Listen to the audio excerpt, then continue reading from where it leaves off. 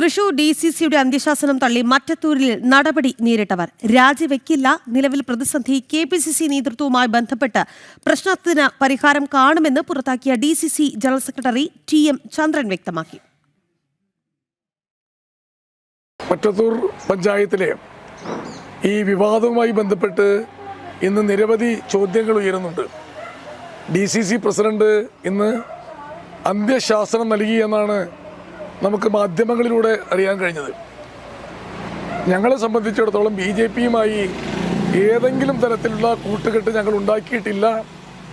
ആ ഉണ്ടാക്കാത്തിടത്തോളം കാലം ഞങ്ങൾക്കതിൻ്റെ പാപഭാരം ഏറ്റെടുക്കേണ്ടതുമില്ല.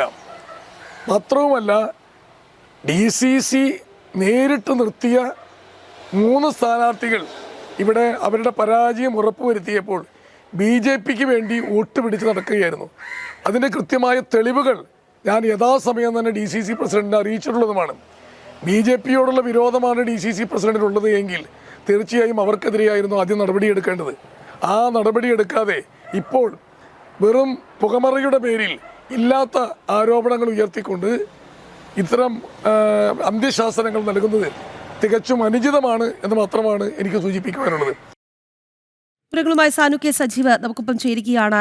സാനു, ഈ നടപടി നേരിട്ടവർ ഉറച്ച തീരുമാനത്തിലാണ് എന്നുള്ളതാണ്. എന്തെങ്കിലും പ്രശ്നങ്ങൾ ഉണ്ടെങ്കിൽ തന്നെ അവർ KPCC നേതൃത്വവുമായി ബന്ധപ്പെട്ട് അതിനുള്ള പരിഹാരം കാണുമെന്ന് പറയുന്നു. ഒപ്പം തന്നെ ഈ DCC നേതൃത്വത്തിന് പുല്ലുവില കൽപ്പിക്കുന്നു എന്നുള്ളത് കൂടി ഈ ഘട്ടത്തിൽ എടുത്തു പറയുകയാണ്. സാനു പറയും.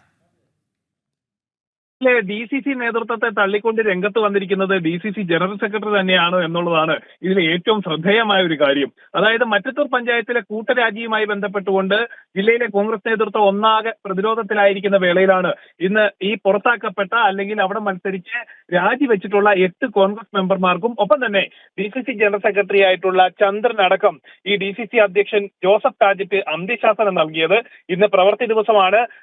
ഏതെങ്കിലും തരത്തിലുള്ള തീരുമാനങ്ങൾ കൈക്കൊള്ളണമെങ്കിൽ ഇന്ന് കൈക്കൊള്ളാം എന്നാണ് DCC അധ്യക്ഷൻ പറഞ്ഞത്. ഏത് തീരുമാനമെടുക്കണമെന്നുള്ളത് അധ്യക്ഷൻ വ്യക്തമാക്കിയത് അതായത് അവിടെ പ്രസിഡന്റ് വൈസ് പ്രസിഡന്റ് സ്ഥാനത്തിരിക്കുന്നവർ രാജിവെക്കുകയാണെങ്കിൽ ഈ DCC നേതൃത്വം ചർച്ച നടത്താം. അത് DCC നേതൃത്വമായിരിക്കില്ല ചർച്ച നടത്തുന്നത്.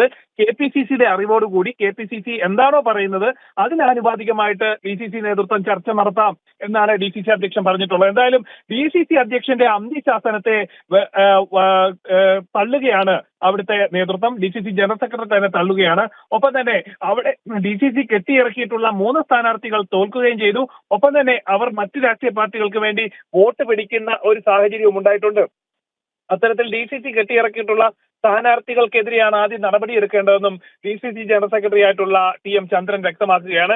ഒപ്പം തന്നെ മറ്റൊരു പ്രധാന കാര്യമുള്ളത് KR ഔസേപ്പിനെ, അതായത് അവിടെ കോൺഗ്രസിന്റെ റിബൽ സ്ഥാനാർത്ഥിയായിട്ട് മത്സരിക്കുകയും വിജയിക്കുകയും ചെയ്ത് ഇപ്പോൾ CPM പാളയത്തിൽ എത്തിയിട്ടുള്ള KR ഔസേപ്പിന്റെ വെല്ലുവിളി പൂർണ്ണമായിട്ടും പുറത്താക്കപ്പെട്ട അല്ലെങ്കിൽ അവിടെ രാജിവെച്ചിട്ടുള്ള കോൺഗ്രസിന്റെ മെമ്പർമാർ തള്ളുകയാണ്.